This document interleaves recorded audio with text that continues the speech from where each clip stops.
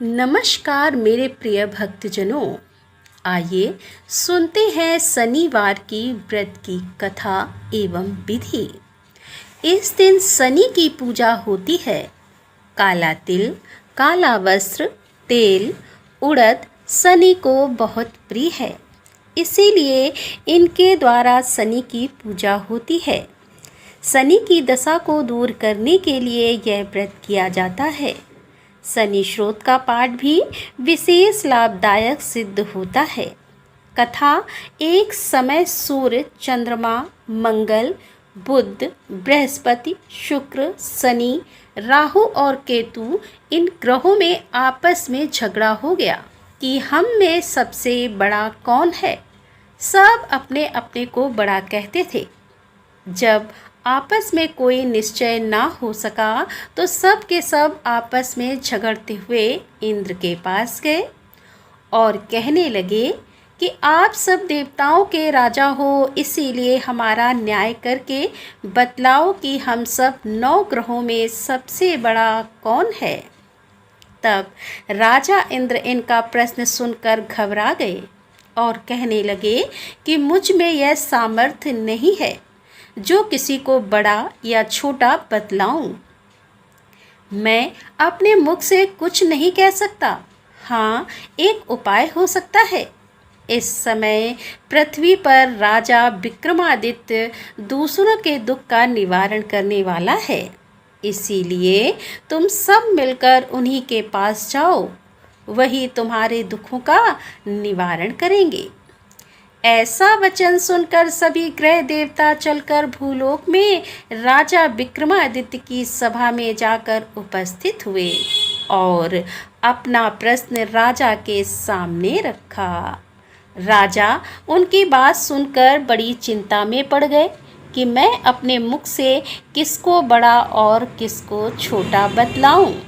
जिसको छोटा बतलाऊंगा वही क्रोध करेगा, परंतु उनका झगड़ा निपटाने के लिए एक उपाय सोचा कि सोना, चांदी, कांसा, पीतल, सीसा, रांगा, जस्ता, अभ्रक और लोहा 9 धातुओं के 9 आसन बनवाए। अब आसनों को क्रम से जैसे सोना सबसे पहले और लोहा सबसे पीछे बिछाए गए। इसके पश्चात राजा ने सब ग्रहों से कहा कि आप सब अपने अपने सिंहासन पर बैठिए। जिसका आसन सबसे आगे है वह सबसे बड़े और जिसका आसन सबसे पीछे है वह सबसे छोटा जानिए। क्योंकि लोहा सबसे पीछे था और वह शनिदेव का आसन था, इसीलिए शनिदेव ने समझ लिया कि राजा ने मुझको सबसे छोटा बना दिया है। इस पर शनि को बड़ा क्रोध आया और कहा कि राजा, तू मेरे पराक्रम को नहीं जानता। सूर्य एक राशि पर 1 महीना, चंद्रमा 2.25 महीना 2 दिन मंगल, 1.5 महीना बृहस्पति और 13 महीने बुध और शुक्र 1 महीने, परंतु मैं एक राशि पर 2.5 अथवा 7 साल तक रहता हूँ। बड़े बड़े देवताओं को भी मैंने भीषण दुख दिया है। राजन सुनो, राम जी को 7.5 आई और वनवास हो गया और रावण पर आई तो राम जी ने लक्ष्मण की सेना लेकर लंका पर चढ़ाई कर दी, रावण के कुल का नाश कर दिया। हे राजा, अब तुम सावधान रहना। राजा कहने लगा, जो कुछ भाग्य में होगा देखा जाएगा। उसके बाद अन्य ग्रह तो प्रसन्नता के साथ चले गए, परंतु शनिदेव बड़े क्रोध के साथ वहां से सिधारे। कुछ काल व्यतीत हो जाने पर जब राजा को 7.5 की दशा आई तो शनिदेव घोड़े के सौदागर बनकर अनेक सुंदर घोड़ों के सहित राजा की राजधानी में आए। जब राजा ने सौदागर के आने की खबर सुनी तो अश्वपाल को अच्छे अच्छे घोड़े खरीदने की आज्ञा दी। अश्वपाल ऐसी अच्छी नस्ल के घोड़े देखकर और उनका मूल्य सुनकर चकित हो गया और तुरंत ही राजा को खबर कर दी। राजा उन घोड़ों को देखकर एक अच्छा सा घोड़ा चुनकर सवारी के लिए चढ़ा। राजा घोड़े की पीठ पर चढ़ते ही घोड़ा जोर से भागा घोड़ा बहुत दूर एक बड़े जंगल में जाकर राजा को छोड़कर अंतर्ध्यान हो गया। इसके बाद राजा अकेला जंगल में भटकता फिरता रहा। बहुत देर के पश्चात राजा ने भूख और प्यास से दुखी होकर भटकते भटकते एक ग्वाले को देखा। ग्वाले ने राजा को प्यास से व्याकुल देखकर पानी पिलाया। राजा की उंगली में एक अंगूठी थी, उसे निकालकर प्रसन्नता के साथ ग्वाले को दे दी और शहर की ओर चल पड़ा। राजा शहर में पहुंचकर एक सेठ की दुकान पर जाकर बैठ गया और अपने आप को उज्जैन का रहने वाला तथा अपना नाम वीका बतलाया। सेठ ने उसको कुलीन मनुष्य समझकर जल आदि पिलाया और भाग्यवश उस दिन सेठ की दुकान पर बिक्री अधिक हुई थी। तब सेठ उसको भाग्यवान पुरुष समझकर भोजन कराने के लिए अपने साथ ले गया। भोजन करते समय राजा ने आश्चर्य की बात देखी कि खूंटी पर हार लटक रहा है और वह खूंटी उस हार को निगल रही है। भोजन के पश्चात कमरे में आने पर जब सेठ को कमरे में हार ना मिला तो सबने यही निश्चय किया कि सिवाय वीका के और कोई इस कमरे में नहीं आया, अतः अवश्य उसी ने हार चोरी किया है। परंतु वीका ने हार लेने से मना कर दिया। इस पर 5-7 आदमी इकट्ठे होकर उसको फौजदार के पास ले गए। फौजदार ने उसको राजा के सामने उपस्थित कर दिया और कहा कि यह आदमी तो भला प्रतीत होता है, चोर मालूम नहीं होता, परंतु सेठ का कहना है कि इसके सिवाय और कोई घर में आया ही नहीं, अवश्य ही इसी ने चोरी की है। तब राजा ने आज्ञा दी कि इसके हाथ पैर काटकर चौरंगिया किया जाए। राजा की आज्ञा का तुरंत पालन किया गया और वीका के हाथ पैर काट दिए।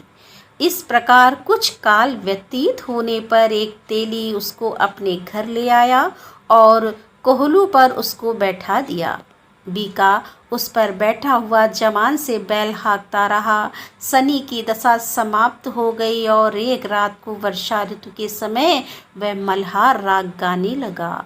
उसका गाना सुन उस शहर के राजा की कन्या उस राग पर मोहित हो गई और दासी को खबर लाने भेजा कि शहर में कौन गा रहा है। दासी सारे शहर में फिरती फिरती क्या देखती है कि तेली के घर में चौरंगिया राग गा रहा है। दासी ने महल में आकर राजकुमारी को सब वृतांत सुना दिया। बस उसी क्षण राजकुमारी ने अपने मन में यह प्रण कर लिया कि चाहे कुछ हो, मैंने इस चौरंगिया के साथ विवाह करना है। प्रातःकाल होते ही जब दासी ने राजकुमारी को जगाना चाहा तो राजकुमारी अनशन व्रत लेकर पड़ी रही। तब दासी ने रानी के पास जाकर राजकुमारी के ना उठने का वृत्तांत कहा। रानी ने तुरंत ही वहां आकर राजकुमारी को जगाया और उसके दुख का कारण पूछा। तो राजकुमारी ने कहा कि माताजी, मैंने यह प्रण कर लिया है कि तेली के घर में जो चौरंगिया है उसी के साथ विवाह करूंगी। माता ने कहा, पगली, यह क्या बात कह रही है? तुझको किसी देश के राजा के साथ परणाया जाएगा। कन्या कहने लगी कि माताजी, मैं अपना प्रण कभी नहीं तोड़ूंगी। माता ने चिंतित होकर यह बात राजा को बताई। तब महाराज ने भी आकर यह समझाया कि मैं अभी देश के देशांतर में अपने दूत भेजकर सुयोग रूपवान एवं बड़े से बड़े गुणी राजकुमार के साथ तुम्हारा विवाह करूँगा। ऐसी बात तुमको कभी नहीं विचारनी चाहिए। कन्या ने कहा, पिताजी, मैं अपने प्राण त्याग दूंगी, परंतु दूसरे से विवाह नहीं करूंगी। इतना सुनकर राजा ने क्रोध से कहा, यदि तेरे भाग्य में ऐसा ही लिखा है तो जैसी तेरी इच्छा हो वैसा ही कर। राजा ने तेली को बुलाकर कहा कि तेरे घर में जो चौरंगिया है उसके साथ मैं अपनी कन्या का विवाह करना चाहता हूँ। तेली ने कहा कि यह कैसे हो सकता है? कहाँ आप हमारे राजा और कहाँ मैं एक नीच। परंतु राजा ने कहा कि भाग्य लिखे को कोई नहीं टाल सकता। अपने घर जाकर विवाह की तैयारी करो। राजा ने उसी समय तोरण और वंदनवार लगवाकर अपनी राजकुमारी का विवाह चौरंगिया विक्रमादित्य के साथ कर दिया। रात्रि को जब विक्रमादित्य और राजकुमारी महल में सोए थे तो आधी रात के समय शनिदेव ने विक्रमादित्य को स्वप्न दिया। राजा, कहो, मुझको छोटा बतलाकर तुमने कितना दुख उठाया। राजा ने क्षमा मांगी। शनिदेव ने प्रसन्न होकर विक्रमादित्य को हाथ पैर दिए।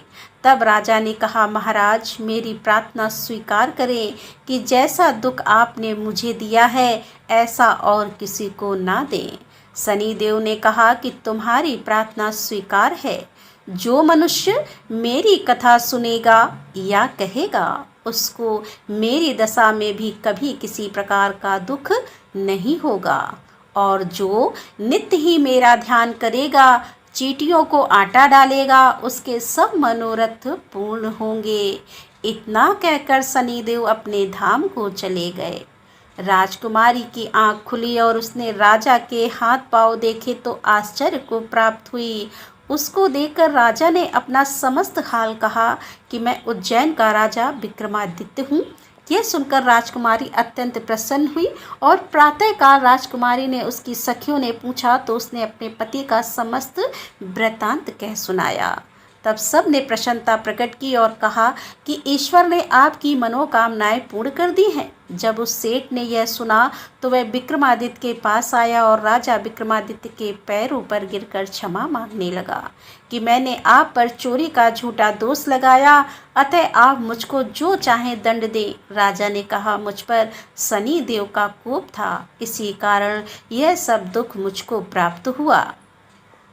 इसमें तुम्हारा कोई दोष नहीं है, तुम अपने घर जाकर अपना कार्य करो। सेठ बोला कि मुझे तभी शांति होगी जब आप मेरे घर चलकर प्रीतिपूर्वक भोजन करेंगे। राजा ने कहा, जैसी आपकी मर्जी हो वैसा ही करें।